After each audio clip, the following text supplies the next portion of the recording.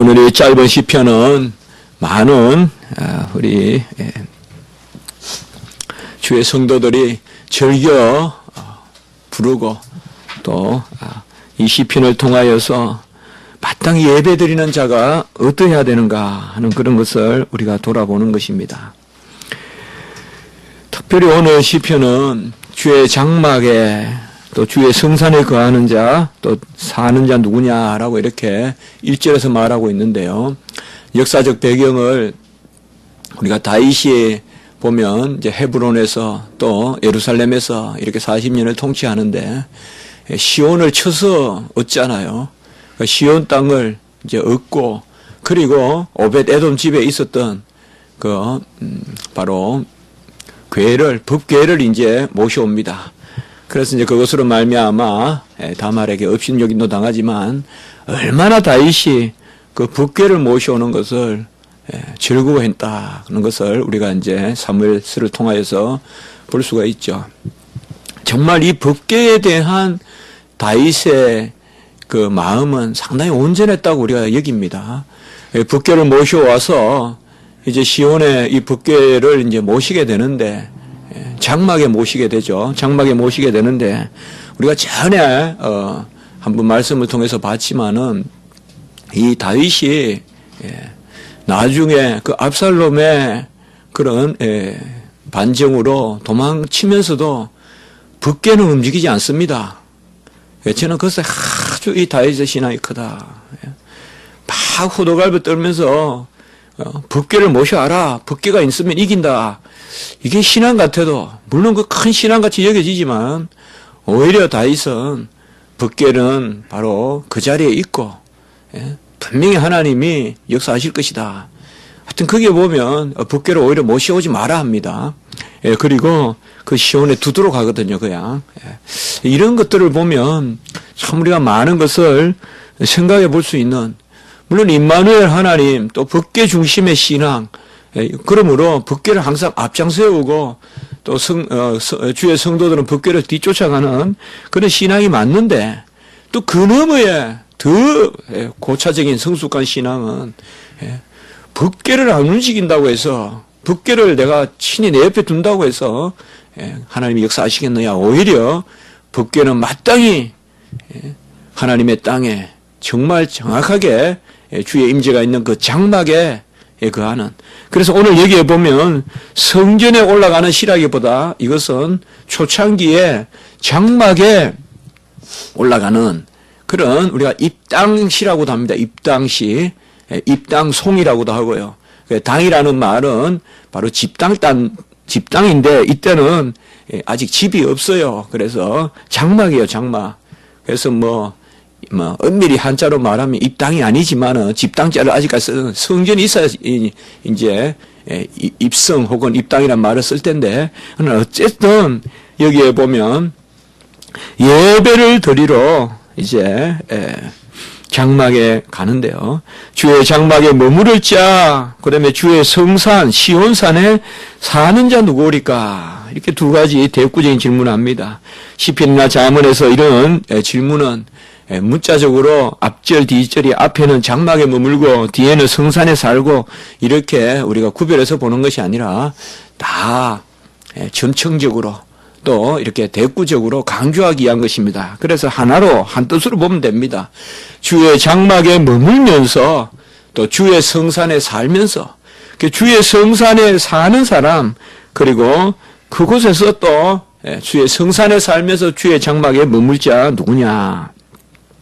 상당히 예배 중심의 삶을 사는 사람, 또 성경 중심, 그리고 주의 산에 머문다고 했으니까 아주 어떤 그 세속적인 그런 것을 추구하는 것보다, 본래 우리가 예루살렘 그쪽에 가보면 목장 같은 게 있거든요. 목장. 그리고 아주 거기도 보면 강야가 있었어요. 우리가 마가단이나도 있고 또 봐보면 헤롯 성전도 있고 또 세례 요한이 이렇게 참수당했던 그 헤로디아의 계계로. 그런데 보면 상당히 보면 예지면서 높아요. 높고 그리고 성가치도 있고요. 그리고 또 장은 우리가 풀이 많고 그런 곳은 아니지만은 그래도 어떤 그런 농장 같은 것도 있단 말이에요. 그러나 주의 백성은 그런 어떤 요새 위에 쌓는 어떤 그런 성이라든지 뭐 그게 꼭 그냥 왕의 성이 아니더라도요.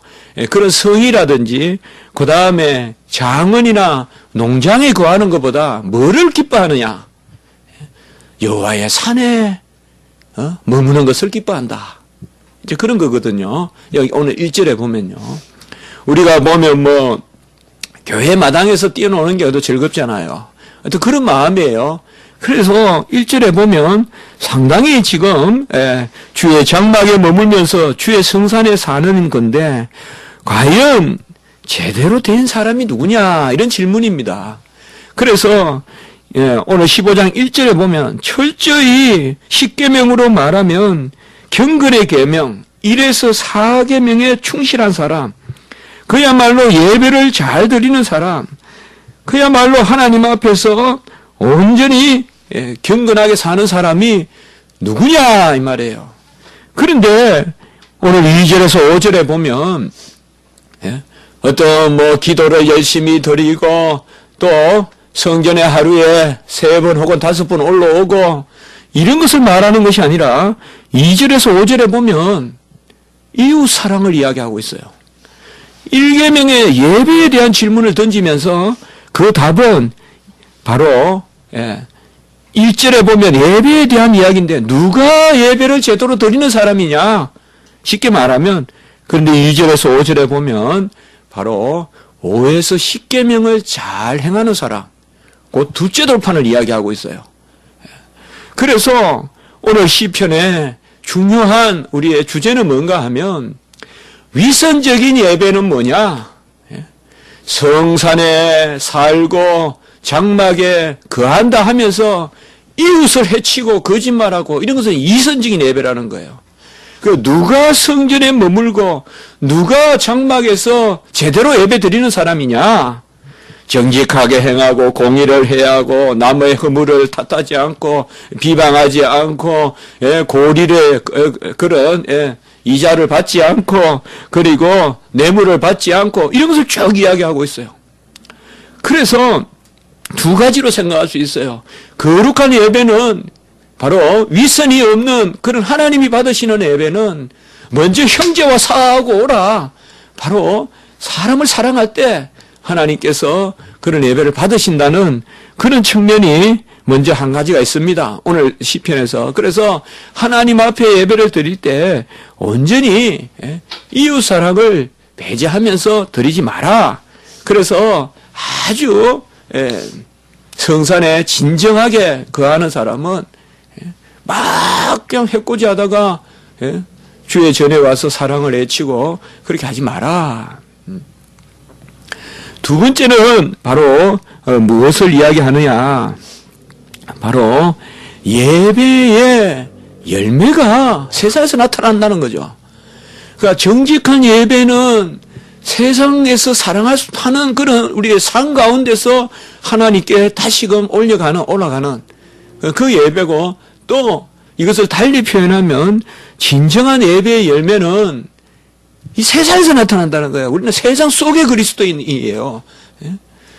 소유는 하나님의 백성된 소유지만은 세상 속에 산단 말이에요. 그래서 진정한 예배는 세상에서 바로 열매를 맺어야 된다. 그렇게 보여지는 것입니다.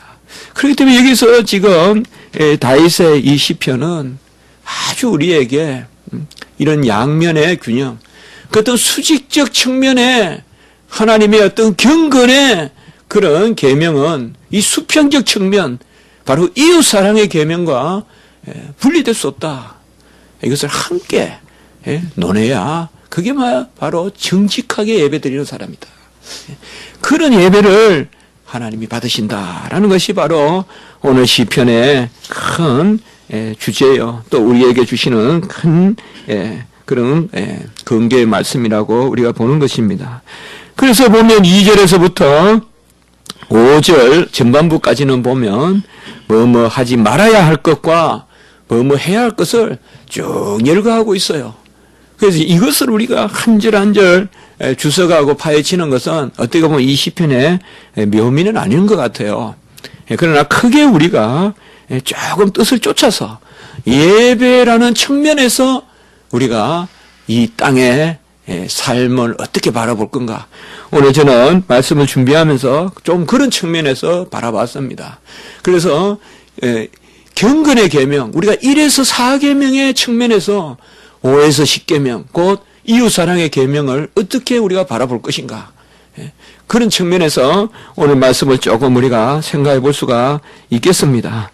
먼저 그런 것들이 무려 2절, 3절, 4절에는 각각 3가지씩 나오고요. 그리고 5절에는 2가지, 그래서 11가지가 나와요. 오늘 여기 말씀해 보면 성전에 온전히 거할 사람은 뭐뭐 할 것과 뭐뭐 하지 않아야 될 것을 11가지로 거의 할 것과 하지 말 것을 거의 비슷하게 그렇게 말씀하고 있습니다. 먼저 2절에 보면 적극적으로 뭘 해야 하느냐 이것을 말하고 있습니다. 먼저 보면 정직하게 행하라 라고 이렇게 말씀합니다.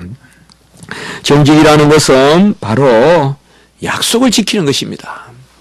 그러니까 하나님 앞에서 정직하다는 것은 약속을 지키는 것입니다. 우리는 언약의 백성이기 때문에 하나님 앞에 약속을 지키는데 달리 말하면 약속을 했으면 지키도록 노력하고 약속을 할 때는 지킬 것을 염두에 두고 하라. 이것이 바로 정직한 것입니다. 그러니까 정직한 것을 우리가 많이 생각할 수 있어요. 그러나 단순히 심리적인 어떤 그런 정직함, 어떤 심정적인 정직함은 또 뒷부분에 나옵니다. 여기에서 정직하게 행하라라는 것은 다름이 아니라 바로 하나님 앞에서의 정직함, 이것을 세상 속에서 드러내라. 그래서 세상 속에 우리가 정직함이라는 것은 약속한 것은 자기에게 해가 되더라도 꼭 지키는 쪽으로 이렇게 해야 된다. 이걸 좀 더 우리가요 넓게 이야기하면요, 정직이라는 것은 우리가 받은 것을 보답하는 것도 정직이 됩니다. 왜요? 받은 것을 보답하지 않는 것은 뭐예요? 받은 것을 부정하는 심정이거든요. 받은 것을 부인하는 심정이거든요. 곧 속이는 거거든요. 그러니까 우리가 세상에서도 우리에게 얼마나 부모님들이 잘해 주십니까? 부모는 사실 얼마나 우리를 희생하세요. 어떤 부모든요. 그래서 다 부모 앞에 우리가 보답해야 돼요. 그게 정직한 거예요. 그렇게 하지 않으면 속이는 거예요. 스승이 얼마나 우리에게 베풉니까? 스승이 온전치는 않지만은 그래도 얼마나 제자를 생각합니까? 뭔가 저도 가르쳐 보니까 4년 5년 가르치다 보니까 이 사도라는 게 있더라고요. 사도라는 게 제 마음에 생기더라고요. 아, 이런 게 사도구나. 설명이 참 어렵습니다. 어떤 스승의 길이 생기고 스승의 도리가 생기더라고요. 그러니까 정직하다는 것은 뭐냐 하면 하나님의 은혜를 우리가 잃어버리면 안 되잖아요. 1만 달란트 빚진 것을 잃어버리니까 감사가 없고 잊어버리니까 그렇잖아요. 그러니까 정직하다는 것은요, 잘 헤아리고 그리고 그것에 대해서 우리가 가능한 갚으려고 들고 이런 것이 바로 정직하게 행하는 것입니다. 얼마나 성경에 보면 여호와를 배반하는 사람이 많습니까? 여호와를 배반하면 사람도 배반하고 이런 것을 우리가 얼마나 많고 이 시대는 얼마나 배반이 많습니까? 정말 배반을 밥 먹듯이 하잖아요. 어제 약속하고 어제 사귀다가 오늘 또 내팽개치고 이런 배반들이 얼마나 많아요. 젊을 때 약속이라거나 또 우리가 어려울 때 약속이라거나 이런 것들은 꼭 지켜야 된단 말이에요. 부부간에도 그렇고 형제간에도 그렇고 이웃간에도 그렇고 이런 것들이 어떻게 보면 정직이에요. 저는 개인적으로요, 감사에 대한 어떤 그런 갚음에 대한 심령이 없으면 아주 신앙적으로 저는 미숙하다고 봐요. 그 우리 심령은 가장 기본적인 뭐야, 가장 중요한 심령은 뭐야, 여호와께서 행한 것에 대한 감사예요. 거기에서 모든 게 출발돼요. 거기에서 헌신도 생기고 찬양도 생기고 다 거기서 생겨요. 그게 정직한 영이에요. 정직한 영은 정말 내가 받았다는 것을 하나님 앞에 그대로 인정하는 거예요. 안 받은 사람같이 살지 않는단 말이에요. 내가 마치 값없이 구원받은 사람같이 산단 말이에요. 주의 보혈의 공로로 구원받은 것이 아니라. 그래서 우리가 정직하게 행하라. 정말 이 정직의 리미트가 순교란 말이에요. 주님 나를 위하여 다 하셨으니 우리가 그거란 말이에요. 평생 주님 나를 위하여 배반한 적이 없는데 저도 이번 주에 기도하면서 그럼 하나님 평생 지하게 제가 살아왔던 길을 한번 생각해 봤어요. 한 번도 저를 하나님께서 그렇게 하신 적이 없더라고요. 한 번도 그렇게 하신 적이 없어요. 평생 주님은 저를 위하여 이렇게 배반한 적이 없는데 그런 마음이 생기더라고요. 그리고 두 번째 보면 공의를 실천하라라고 이렇게 이야기합니다. 공의라는 것은 어느 구석에 있는 그런 아주 숨어있는 보물 같은 그런 게 아닙니다. 공의는 사실 하수같이 흐르는 것입니다. 주의 공의가 가장 잘 흐르는 것이 바로 우리의 양심입니다. 하나님은 양심을 주셨기 때문에 공의가 흐릅니다. 근데 이 공의를 실천하라 이 말입니다. 양심에 찔리는 것은 분명히 있음에도 불구하고 이것을 배제하지 말라는 것입니다.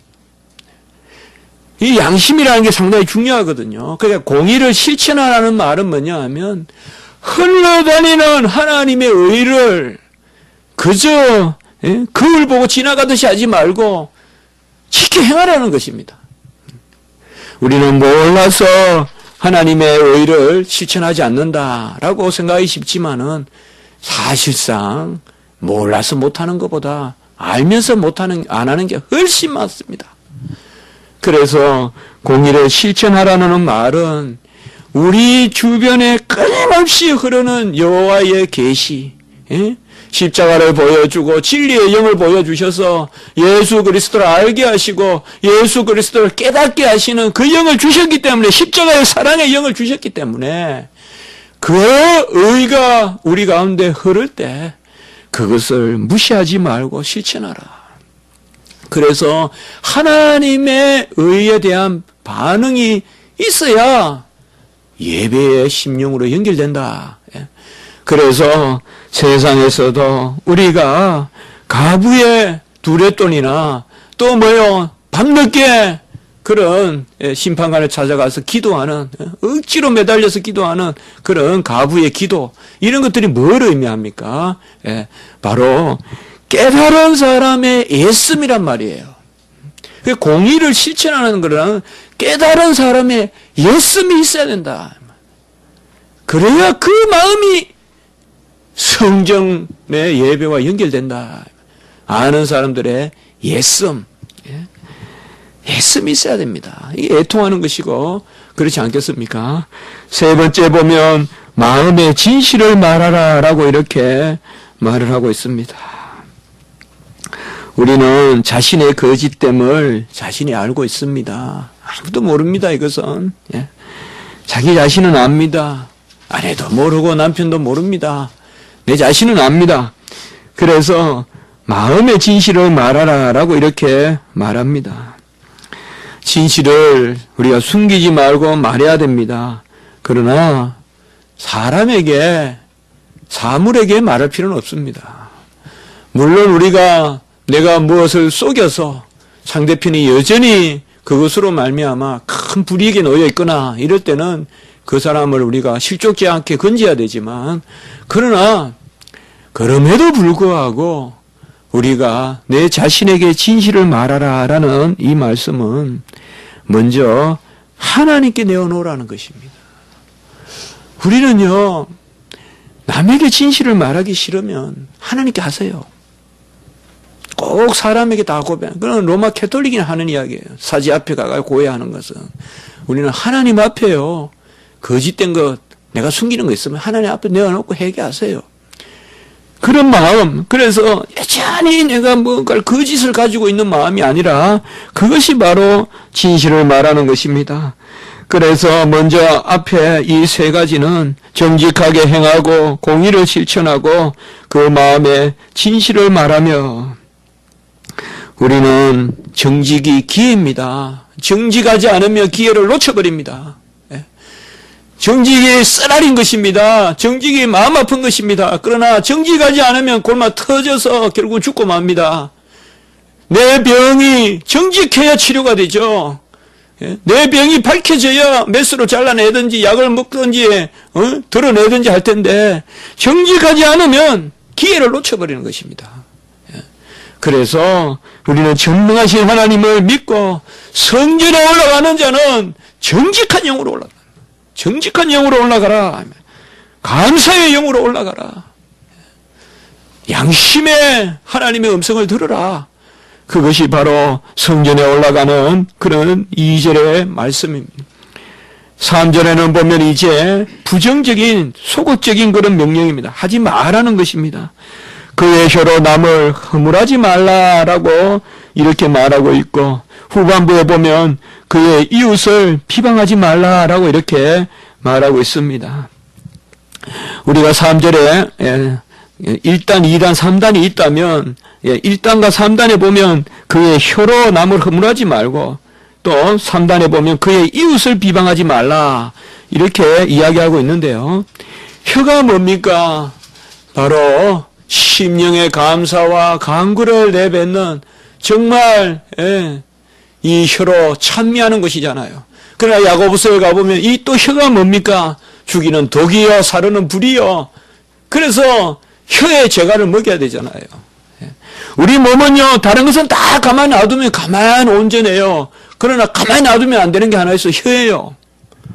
혀는 가만히 놔두면 죄져요. 이만큼 혀가 무섭단 말이에요. 혀는 어떻게 보면요, 내 마음의 키가 되려고 해요. 내 마음을 혀가 움직이려고 해요. 그래서 우리가 항상 후회도 많이 하고 회개도 하잖아요. 마음을 오히려 안 그런데 혀가 죄를 짓는 거예요. 혀가. 마음은 내 친구 사랑하는데요, 혀가 내 친구를 어떻게 저주한단 말이에요. 그런 게 있어요, 여러분들. 내가 누군가 조금만 미웠는데 혀는 엄청 미운 이야기를 해버리는 거예요. 그래서 일을 파국으로 만들어버리는 거예요. 그래서 여기에 보면 특별히 앞부분에 혀로 남을 허물하지 말라, 이 말은 있는 죄도 들춰내지 마라. 혀로 있는 죄도 들춰내지 마라. 그래서 남의 허물을 찾으려고 하지 마라, 이 말이에요.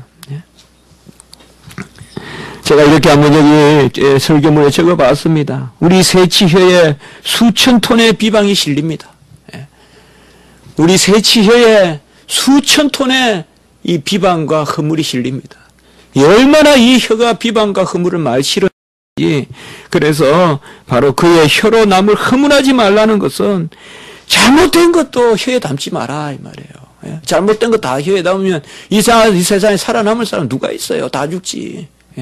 아무리 신사고 젠틀맨이고 레디도 다 거슬러 살펴보면 언제나 사람이 어디 있겠어요.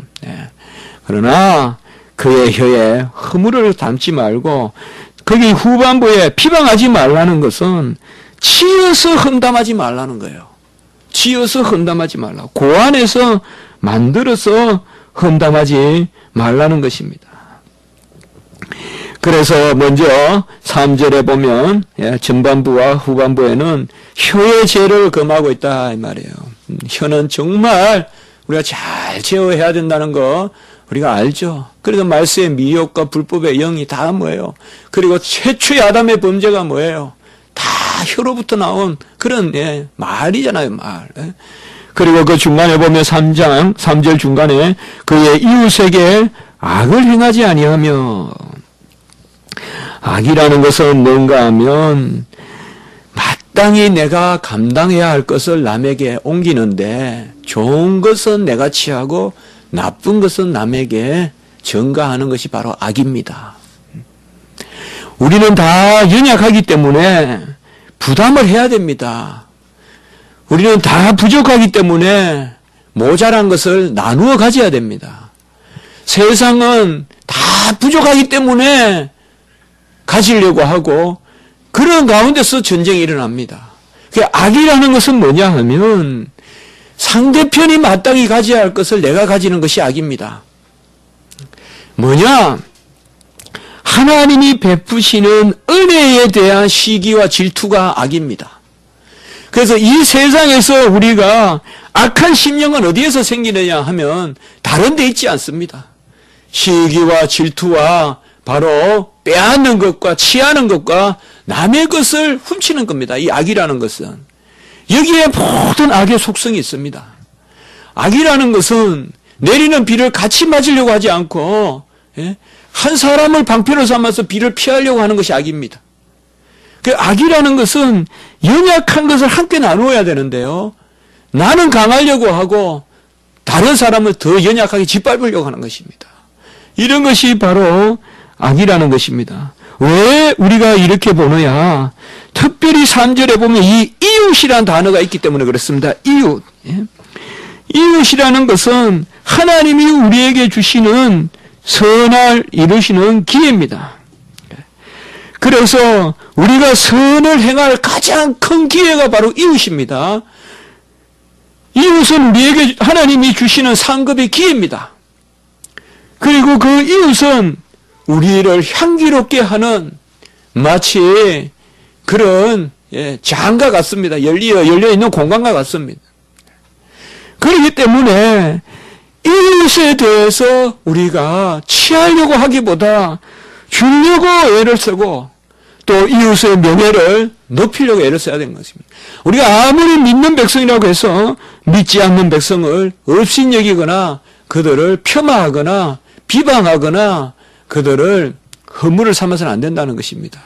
그래서 특별히 3절에서는 뭔가 하면 바로 이웃에게 허물을 입에 담지 말고 비방하지 말고 그리고 이웃에게 악을 행하지 말라. 이 말은 바로 이웃이 마땅히 취할 것을 우리가 취하려고 하지 말라.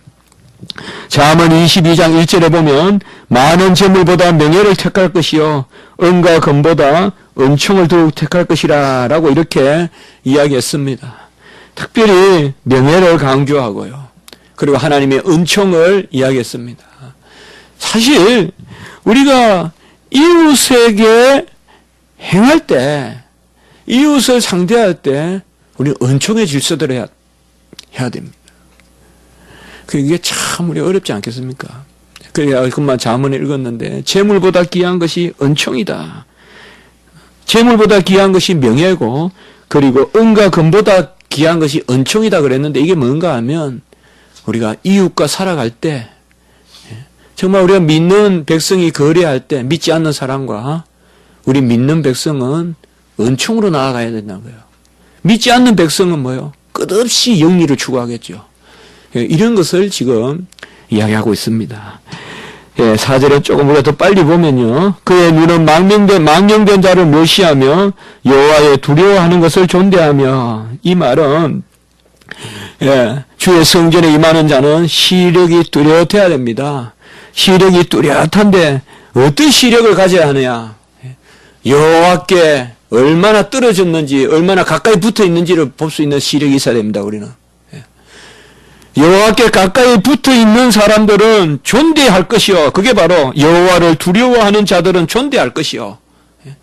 그리고 여호와께 멀어져 있는 사람, 이 말은 망령된 자는 멸시할 것이요. 라고 이렇게 이야기하고 있습니다. 우리 영적 시력을 갖춰야 돼요.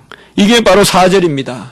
그래서 참 예배를 드리는 사람은 영적 시력을 갖춰야 되는데 그 시력이 뭐냐? 하나님과의 거리를 볼 수 있어야 돼요.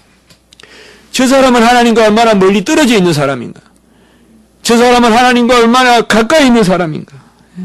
에베소서 5장 11절에 보면 너희는 열매 없는 어둠의 일에 참여하지 말고 도리어 책망하라라고 이야기하고 있어요. 에베소서 5장 1절에 보면 우리의 시력이 열려가지고 오늘 여기 말씀과 같이 망령된 자는 멸시하는데 에베소서 5장 1절에 열매 없는 어둠의 일에 참여하지 말고 도리어 책망하라. 이 말은 여호와께 멀리 떨어져 있는 그런 부류와 그런 사람들과 어울려서 다니지 말고 그들은 오히려 어떻게 하라? 책망하라. 그리고 오늘 여기 말씀에 바로 여호와를 두려워하는 자는 존대하라. 이것도 우리가 많이 생각해 볼 일이죠. 세상을 살아가며 세상의 질서대로 움직이는데 세상의 상하 고하는 주로 여호와를 존대한다고 높은 자리에 있는 것도 아니고 여호와를 또 가까이 한다고 두려워한다고 잘 되는 것도 아니죠. 그러다 보니까 세상에 휩쓸려 살다 보면 여호와에 대해서 멀어 있는 사람, 이런 사람과 내가 오히려 호흡을 맞추게 되고 그런 사람을 더 동업자 삼게 되고 그렇게 살 확률이 많잖아요. 제가 신학교에 있지만은 신학교도 깨어있지 않으면 거기에도 또 무슨 당이 있을 수 있어서 여호와께 가까이 있는 그런 교수들과 가까이 하는 것이 아니라 여호와를 멀리하고 무리를 짓고 당을 지으려는 그런 분들과 가까이 할 수도 있다 이 말이죠. 우리가 살아가는 모든 생업의 현장 특가. 그러나 오늘 여기에서는 일주일의 삶을 살아갈 때, 성전에 올라오기 전에 삶을 살아갈 때도, 세상에서 살아갈 때도 아까도 말씀했지만 그들은 이익을 보고 상대를 대하지만 우리는 은총으로 상대를 대하고, 그리고 여기에 말씀과 같이 우리는 여호와를 두려워하는 자들을 가까이 하고, 물론 우리는 이것을 영적인 예민한 시각으로 바라볼 수 있어야 되겠죠. 그러나 오히려 믿는 사람들이 오히려 그럴 수 있어요. 오히려 믿는 사람들이 여호와를 정면 공격하고 이런 사람들을 가까이 할 수도 있단 말이에요. 어떻게 보면 이런 것을 여기에서 말씀하고 있는 것입니다.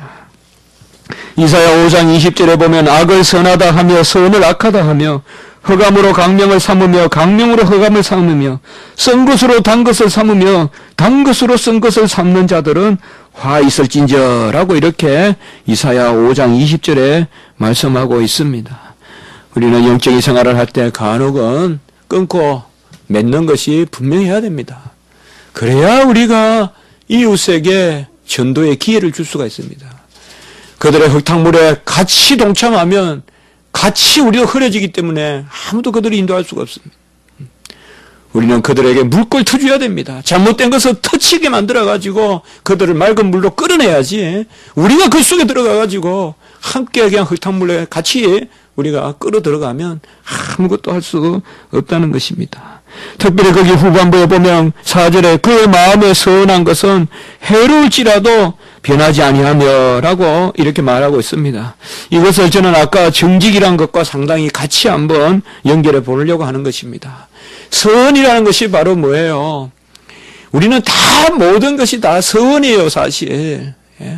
선은 뭐예요? 이미 하나님이 이루셨다고 생각하고 지금 내 삶을 디자인하고 지금 내 헌신을 하나님께 드리는 게 서원이에요.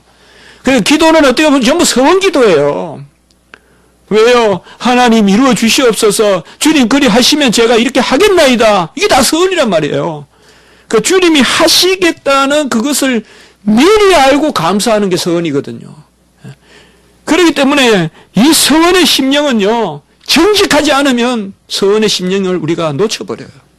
잊어버려요. 우리가 서원하고 왜 서원에 대한 그런 가품이 없겠어요?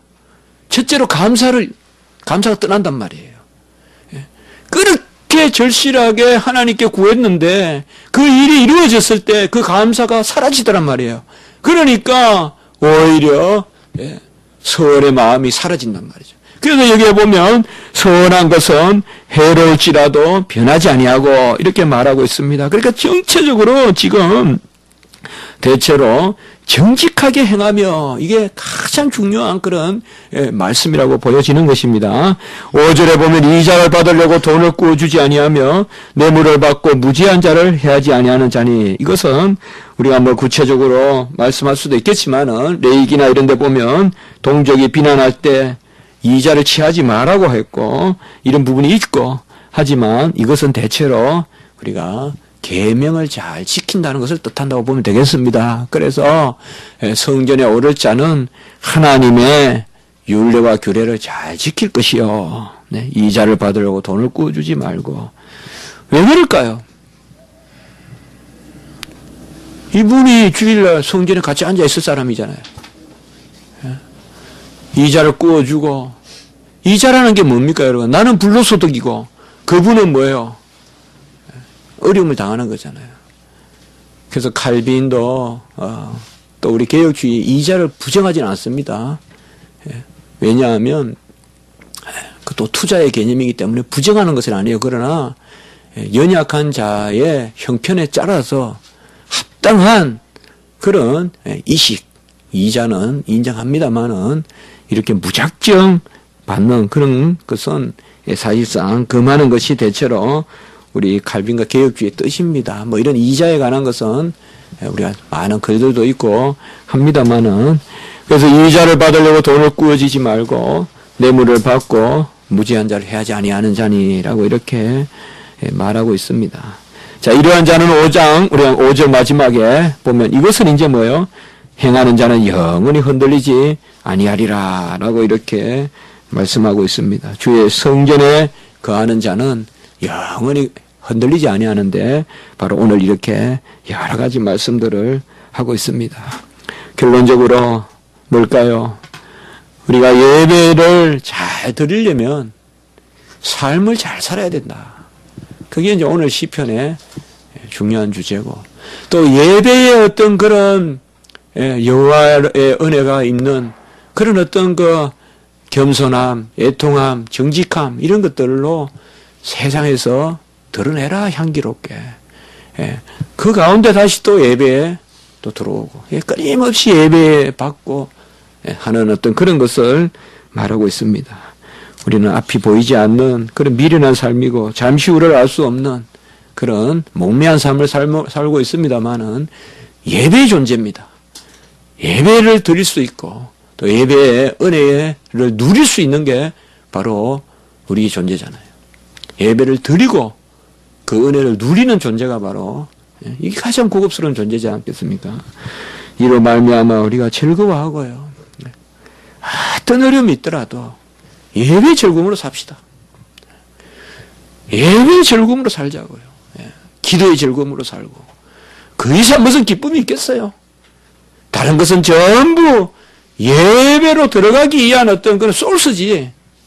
궁극적인 기쁨은 예배에 있다는 거죠. 예배가 어떤 다른 기쁨을 위한 소스가 되는 것이 아니라 모든 것들이 다 예배를 위한 조건들이다. 그렇게 생각하고 무슨 일이 이번 주에 잘 안 됐다고 해서 예배 때 침울하거나 그런 거꾸로 사는 삶을 살지 말고 예배를 중심으로 항상 예배는 감사와 즐거움 그렇게 우리가 드렸으면 좋겠습니다. 그런 은혜가 있기를 바라는 것입니다. 한번 기도드리겠습니다.